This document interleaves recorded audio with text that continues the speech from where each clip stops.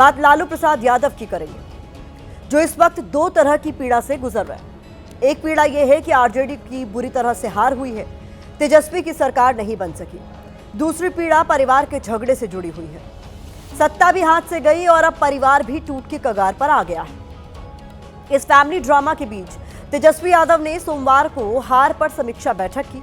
बैठक में जीते हुए विधायक और हारे हुए प्रत्याशी सब शामिल हुए। इसके अलावा लालू यादव, राबड़ी देवी और संजय यादव भी मीटिंग में मौजूद रहे। बैठक में तेजस्वी यादव को विपक्ष का नेता बनाने पर पार्टी की तरफ से सहमति दे दी गई।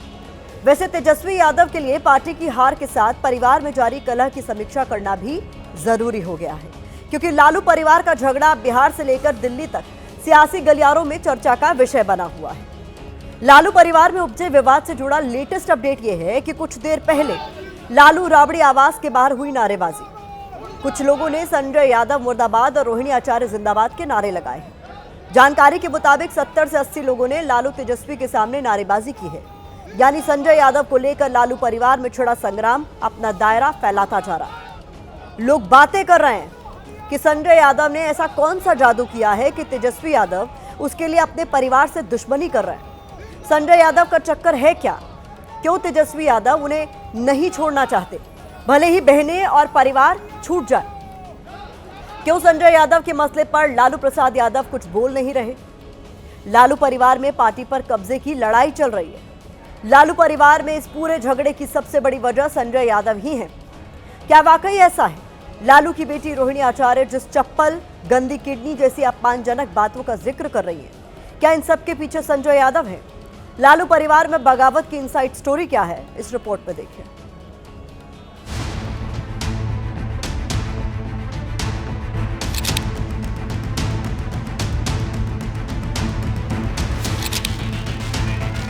का सारा बलिदान बेटी लोग दी। बेटी कुछ सवाल पूछे, बोल दीजिएगा कि अब ससुराल में जाओ। संजय यादव को इस बैठक में जरूर देखा गया है, वो इस बैठक में शामिल थे।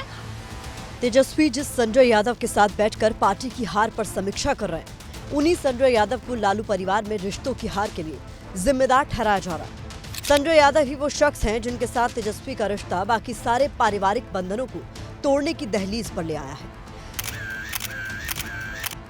संजय यादव के अलावा रमीज और पार्टी एमएलसी सुनील सिंह को भी रोहिणी आचार्य ने परिवार की टूट का विलन बताया है। अब सवाल यह है कि लालू परिवार की टूट में संजय यादव की भूमिका क्या है? इस सवाल का जवाब 15 नवंबर की सुबह में छिपा है। सूत्रों के मुताबिक हार वाली रात के बाद अगली सुबह यानी 15 नवंबर को तेजस्वी यादव और रोहिणी आचार्य के बीच तीखी बहस हुई। तेजस्वी की तरफ से रोहिणी आचार्य पर हार की जिम्मेदारी डालने की कोशिश हुई। सूत्रों के मुताबिक तेजस्वी यादव ने रोहिणी से कहा कि तुम तो बहुत खुश हो रही होगी, जो तुम चाहती थी वो हो गया। इस पर रोहिणी ने कहा कि ये क्या बातें कर रहे हो, हार के लिए संजय जिम्मेदार है, रमीज जिम्मेदार है जो पोल कैंपेनर था। इसके बाद तेजस्वी ने गुस्से में आकर रोहिणी आचार्य को धमकाया। रोहिणी ने अपने पोस्ट में इसका जिक्र भी किया। माहौल बिगड़ने पर लालू यादव और दूसरी बहनों ने बीच बचाव की कोशिश की तो मामला और बढ़ गया। तेजस्वी का गुस्सा देखकर रोहिणी ने कहा कि तुम माँ पापा के सामने जैसा व्यवहार मेरे साथ कर रहे हो, जिस तरह तुम घर की बेटी का अपमान कर रहे हो, मेरे दिल से बद्दुआएं निकल रही हैं। अभी और देखना, बद्दुआ लगेगी तुमको मेरी। इसी झगड़े के बाद 15 नवंबर को रोहिणी आचार्य ने पोस्ट किया था, लिखा था, मैं राजनीति छोड़ रही हूँ, अपने परिवार से नाता तोड़ रही हूँ। संजय यादव और रमीज ने मुझसे यही करने को कहा था और मैं सारा दोष अपने ऊपर ले रही हूँ। रोहिणी आचार्य लगातार अपने साथ हुए बुरे बर्ताव के लिए संजय यादव को जिम्मेदार ठहराती रही। यहाँ तक कि जिस चप्पल कांड का बार बार जिक्र हो रहा है, उसमें भी शक की सुई संजय यादव की तरफ ही उठ रही है। रोहिणी ने अपने दूसरे पोस्ट में लिखा, कल एक बेटी, एक बहन, एक शादीशुदा महिला, एक माँ को जलील किया गया, गंदी गालियां दी गई, मारने के लिए चप्पल उठाया गया। मैंने अपने आत्मसम्मान से समझौता नहीं किया, सच का समर्पण नहीं किया, सिर्फ और सिर्फ इस वजह से मुझे बेइज्जती झेलनी पड़ी। कल एक बेटी मजबूरी में अपने रोते हुए माँ बाप बहनों को छोड़ आई, मुझसे मेरा मायका छुड़वाया गया, मुझे अनाथ बना दिया गया। आप सब मेरे रास्ते कभी न चले, किसी घर में रोहिणी जैसी बेटी बहन पैदा ना हो। हालांकि चप्पल वाली घटना पर जब रोहिणी आचार्य से मीडिया ने सवाल पूछा तो उन्होंने चप्पल उठाने की बात तो कही, लेकिन चप्पल किसने उठाई इस पर कुछ नहीं कहा।